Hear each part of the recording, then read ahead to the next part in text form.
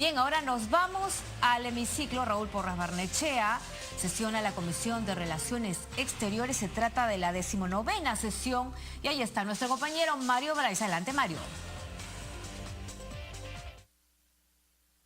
Nos encontramos en el hemiciclo Raúl Porras Barnechea del Palacio Legislativo porque se está llevando a cabo la sesión ordinaria número 19 de la Comisión de Relaciones Exteriores. Se van a ver diferentes predictámenes que tienen que ver con tratados internacionales del Ejecutivo, así como también algunos proyectos de ley. El primer tema es la incorporación a ligas parlamentarias de amistad. Escuchemos. Arauz, a la presente sesión ordinaria. Tiene la palabra el secretario técnico muy brevemente.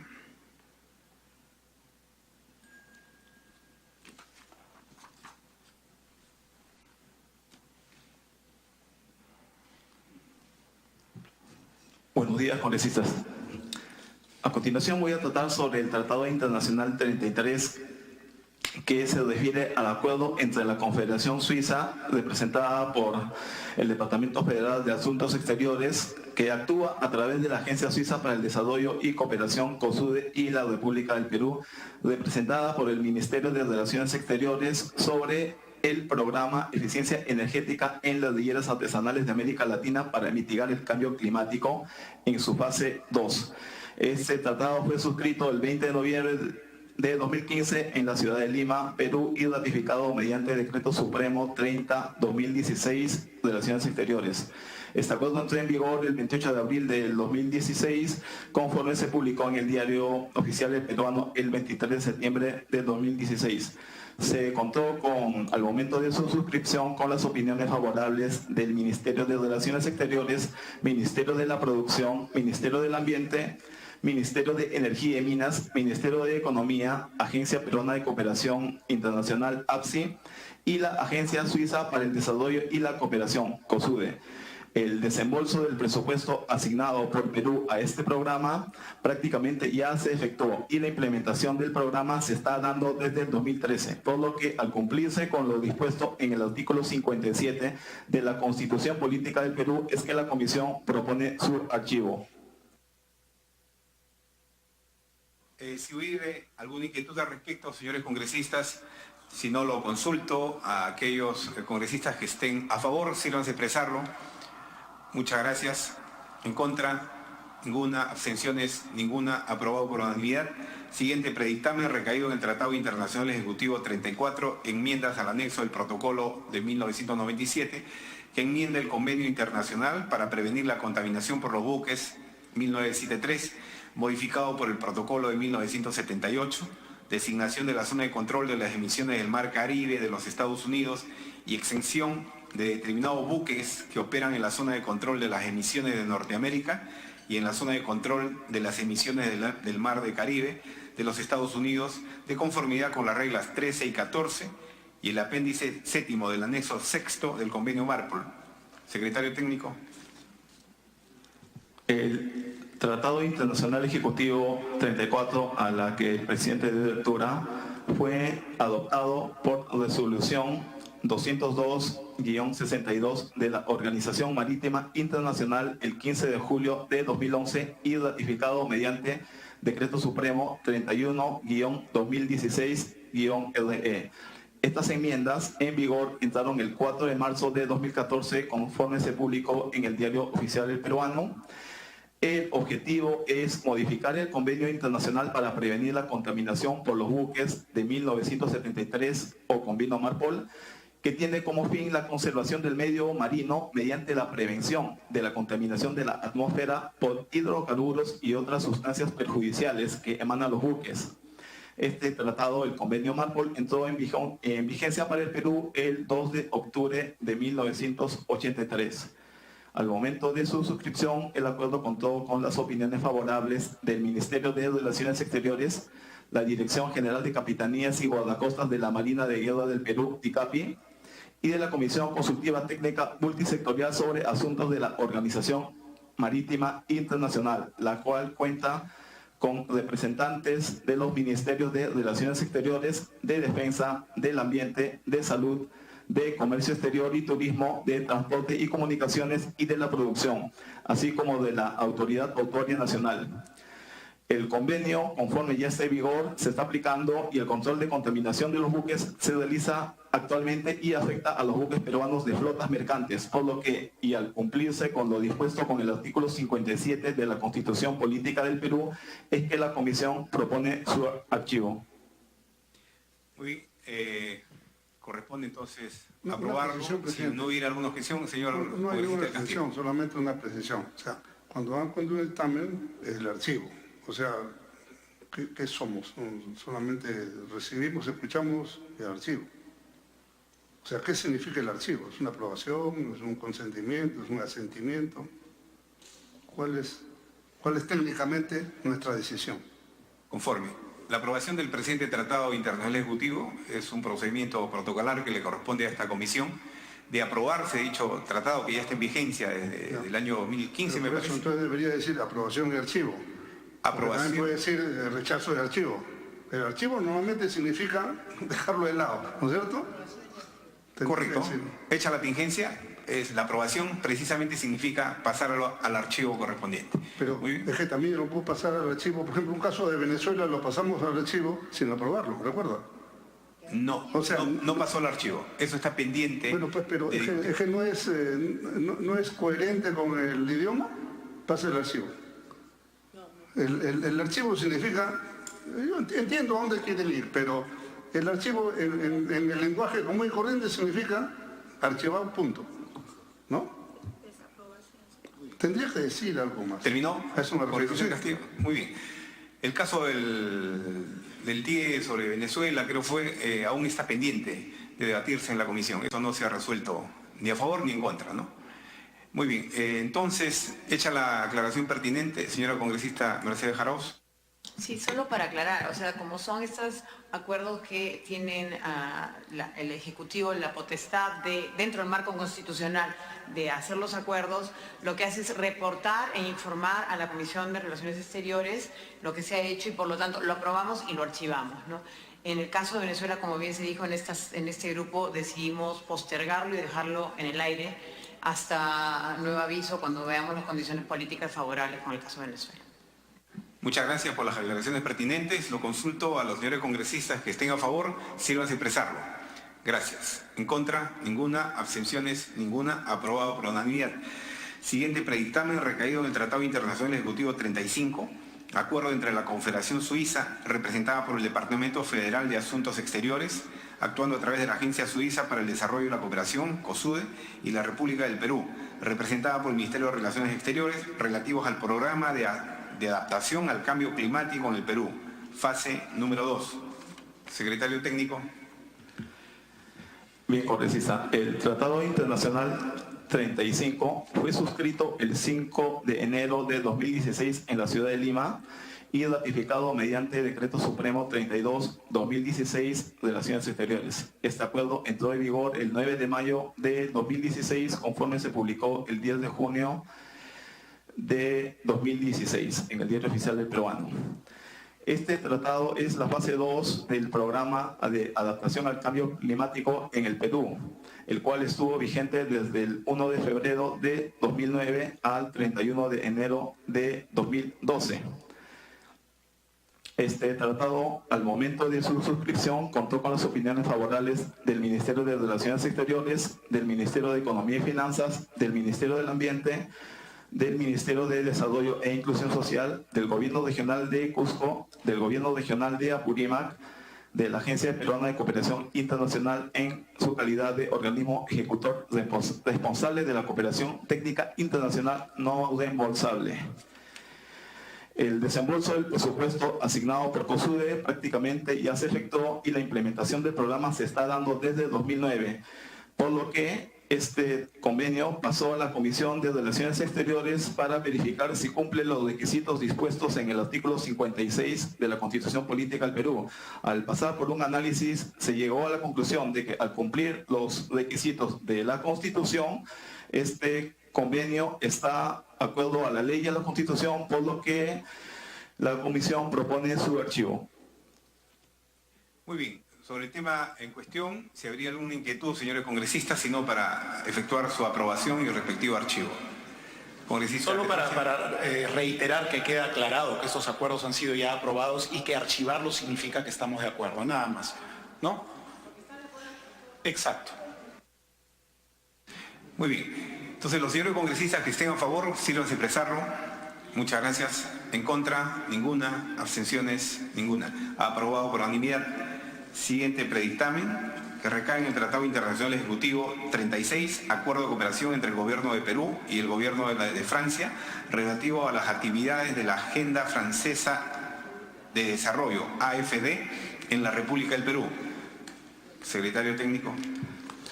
El Tratado Internacional Ejecutivo número 36 fue suscrito el 23 de febrero de 2016 en la ciudad de Lima, Perú, y ratificado mediante Decreto Supremo 033-2016- de Relaciones Exteriores.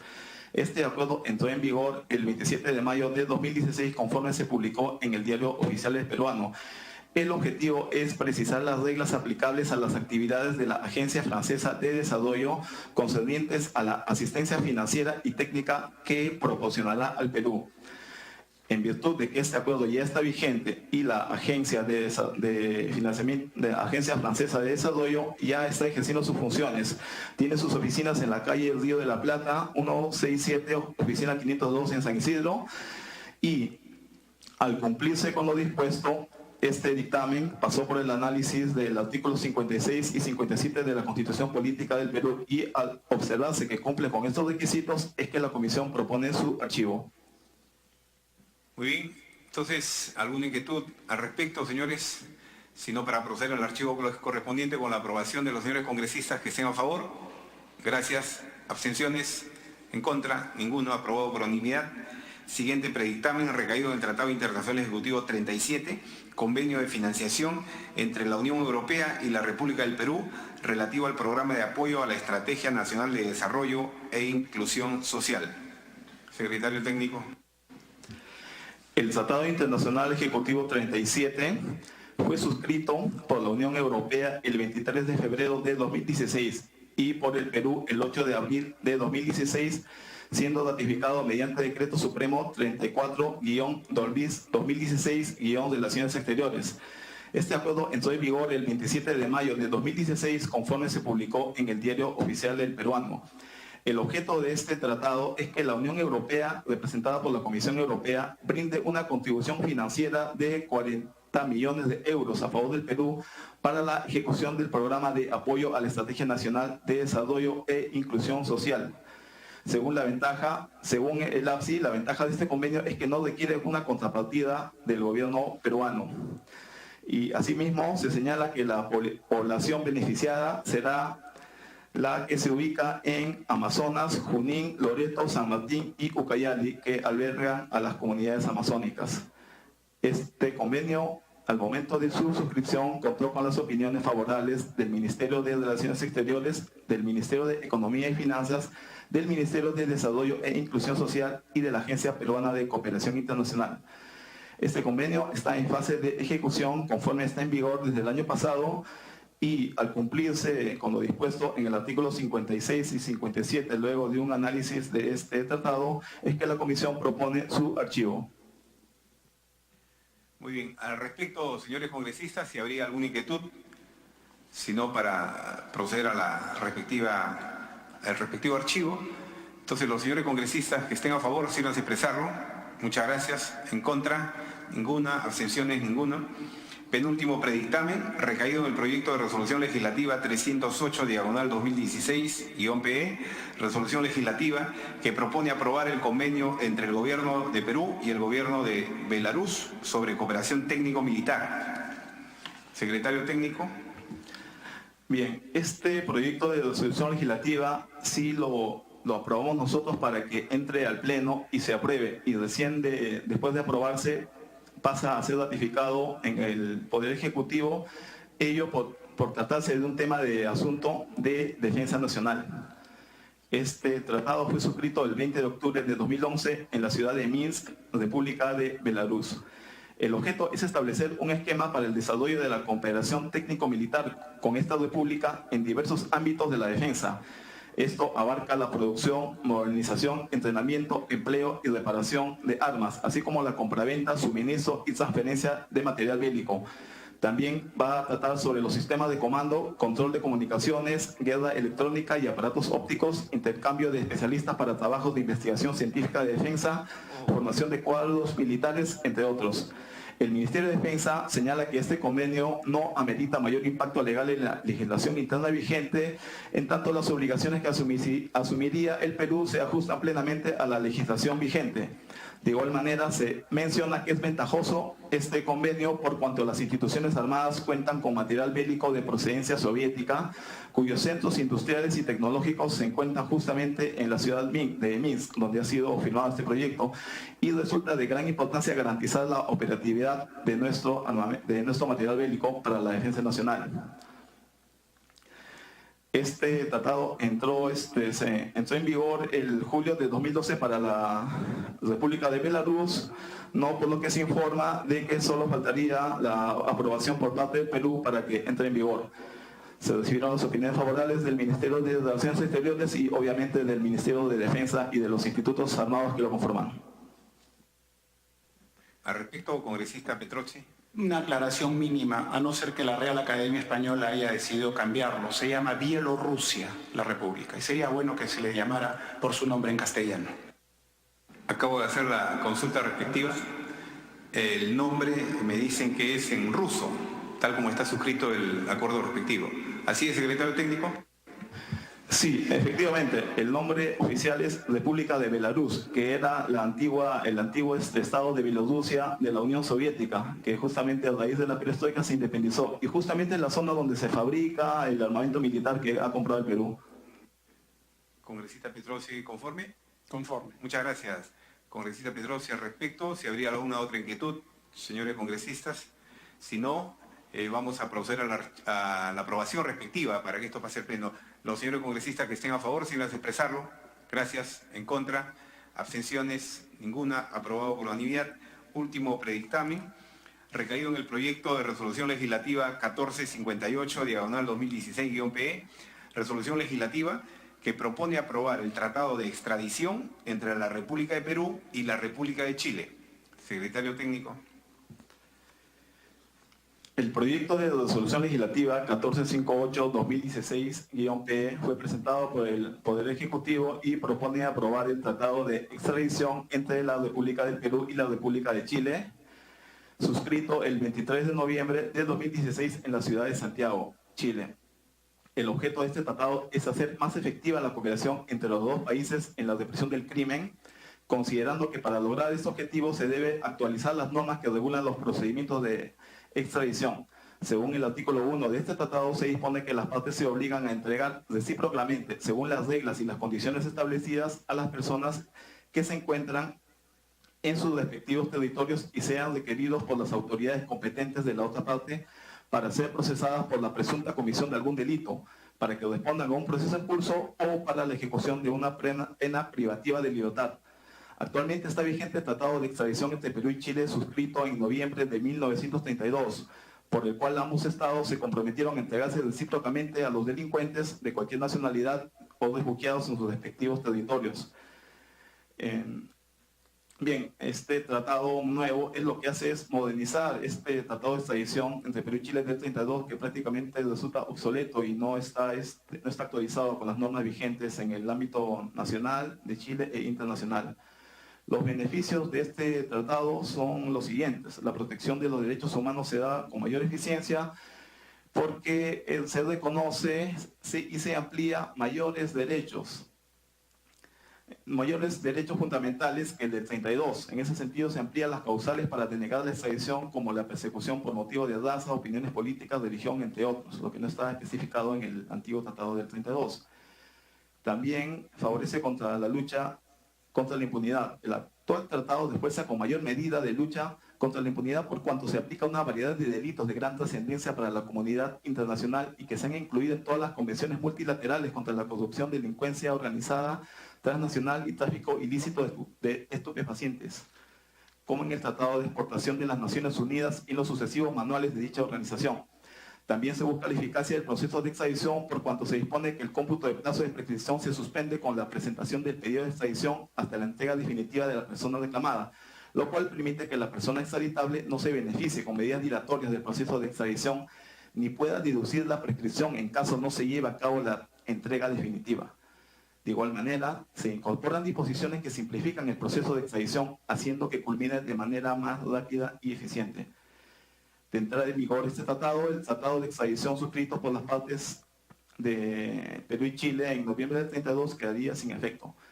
Se recibieron opiniones favorables del Ministerio de Relaciones Exteriores y de la Comisión Intersectorial Permanente encargada de preparar la posición peruana y negociar los tratados de derecho penal internacional, que ha sido la encargada de hacer los últimos ajustes a este tratado y que está conformado por representantes del Ministerio de Relaciones Exteriores, Poder Judicial, Ministerio Público y Ministerio de Justicia. Muy bien, señores congresistas, si esto merece algún comentario de vuestra parte. Señor congresista Percy Alcalá.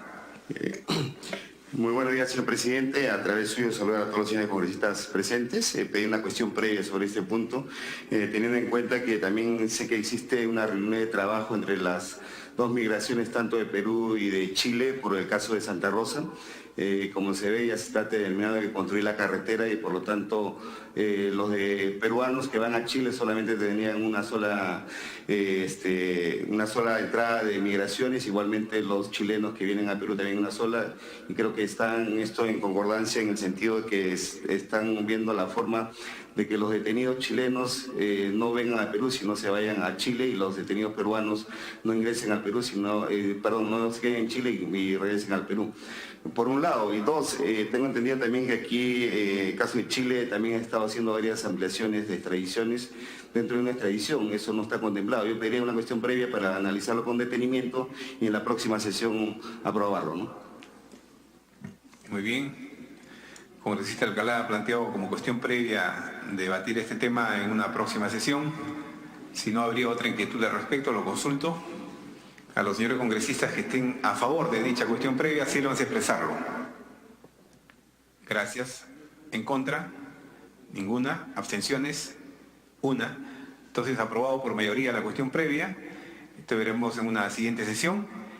Y luego tenemos, para ir culminando los puntos de agenda de hoy, antes de los temas como son la construcción del muro de frontera con Ecuador, en Ecuador, la decisión del presidente Trump sobre salir del Acuerdo de París, planteado por el congresista del Castillo, tenemos la presentación del embajador Juan del Campo Rodríguez, secretario ejecutivo del Consejo Nacional de Desarrollo de Fronteras e Integración Fronteriza, CONADIF, quien ha sido invitado precisamente para que pueda exponer a los miembros de la Comisión de Relaciones Exteriores sobre los planes de desarrollo e integración que tienes, los proyectos y la fuente de financiamiento, porque consideramos sumamente importante y además necesario para los miembros de esta comisión estar enterados de qué cosa es lo que está haciendo la Cancillería peruana en cuanto al tratamiento de nuestras fronteras y especialmente de aquellos pueblos ubicados en dicha línea. De tal manera que doy la bienvenida al embajador Juan del Campo Rodríguez, secretario ejecutivo del Consejo Nacional CONADIF, quien tratará sobre los planes de desarrollo e integración fronteriza con los cuales el Perú tiene fronteras, sobre los proyectos programados para su ejecución en el presente año y sobre la fuente de financiamiento con el que cuentan los planes de desarrollo e integración fronteriza consensuados con las instituciones involucradas por parte del CONADIF y cuántos de estos cuentan con financiamiento comprometido en el marco multianual de inversiones. Dándole la bienvenida a la señora congresista Paloma Noceda, invito al señor embajador que se ubique acá al lado izquierdo mío y pueda hacer uso de la palabra. Congresista Petrozzi, antes una interrupción.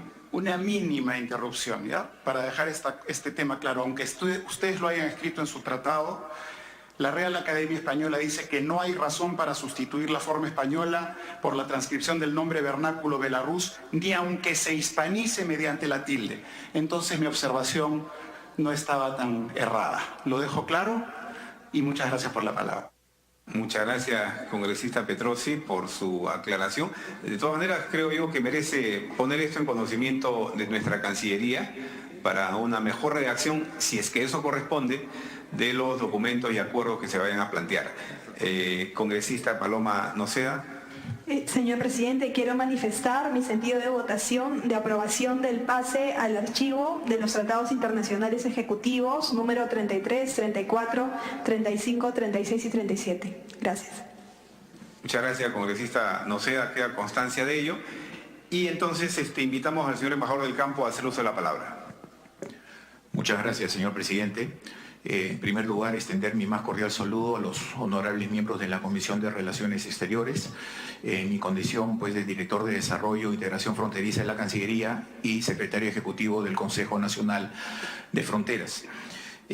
Si nosotros efectuamos, antes de iniciar la exposición que hemos preparado para ustedes, brevemente un panorama general sobre la situación de nuestras fronteras, podemos observar una serie de elementos.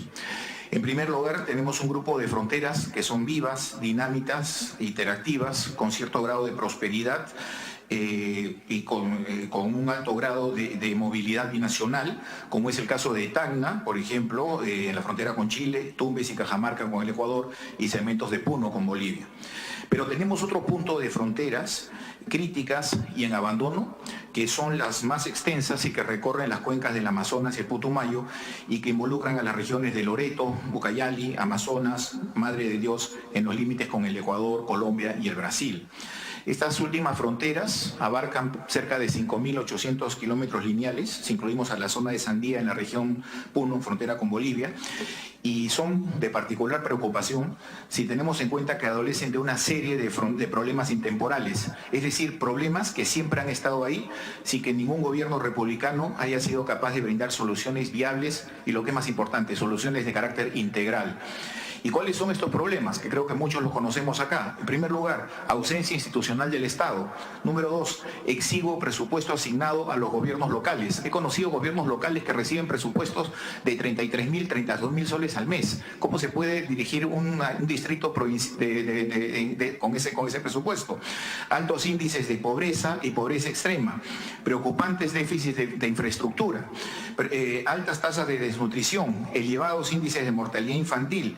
Funcionarios públicos y personal militar y policial que exige trato diferenciado, decepción de la población tanto hacia el gobierno central como a sus propios gobiernos regionales, comunidades nativas que incrementan sus demandas de autonomía por la falta de identidad con un Estado que no los atiende, amenaza de penetración geopolítica y cultural por terceros estados, activismos de organizaciones no gubernamentales que promueven divisionismo con el resto del país y entre las propias poblaciones, y la existencia de ilícitos criminales como narcotráfico, minería ilegal, tala ilegal, trata de personas, etc. Entonces, hecho esta pequeña introducción, quisiera pasar propiamente al tema de la exposición en base a los temas que nos fueron solicitados por la Comisión de Relaciones Exteriores, es decir, el primero, que es relacionado a planos de desarrollo e integración en las fronteras con los países vecinos, el segundo, cuáles son los proyectos programados para el año 2017, y el tercero, cuáles son las fuentes de financiamiento para los planes y proyectos de desarrollo e integración fronteriza. La siguiente diapositiva, por favor. Acá, antes de ir más a fondo, yo quisiera dar una breve explicación sobre cuáles son los ámbitos de aplicación de la Política Nacional de Desarrollo e Integración Fronteriza. La siguiente, por favor. Vemos que en estas áreas son 9 regiones, las fronterizas, que ya todas las conocemos, 29 provincias y 84 distritos, ¿no? Por favor, la siguiente. Esto involucra al 4.5% del territorio nacional, es decir, estamos hablando más o menos de 1.400.000 ciudadanos, ¿no? Y el 26% del territorio, es decir, aproximadamente 334.000 kilómetros cuadrados. Ahora sí, nos vamos a recibir a los PADs, a los planes de acción directa para las áreas críticas. El siguiente. El reglamento de la Ley Marco para el Desarrollo e Integración de Frontera va a definir estas áreas críticas como espacios vulnerables que requieren atención prioritaria ¿En función de qué? Los problemas que adolecen, ¿no? Aislamiento, exclusión y necesidades básicas que han sido insatisfechas y pobreza, ¿no? Y la ley y su reglamento disponen que el CONADIF debe formular los planes de acción directa y promover su ejecución, ¿no? En ese sentido, siguiente, por favor. Ya, el CONADIF lo que hizo es identificar en la reunión de diciembre del año 2015 9 áreas críticas y fueron aprobadas en la sesión del CONADIF. ¿Y cuáles son estas 9 áreas críticas? La cuenca superior del río Santiago en el Amazonas, la cuenca superior del río Comaina, Numpataquián, Alto Cenepa, en la cordillera del Corno, también en el Amazonas, la cuenca superior del río Morono en la región Loreto, el trapecio amazónico en Loreto, el distrito de Yaquerán en Loreto, la cuenca superior del río Tamaya, Macicea, Ucayali, el distrito de Yurúa, también en Ucayali, Purús, lógicamente en Ucayali, y el distrito La Yará, Los Palos, en Tacna.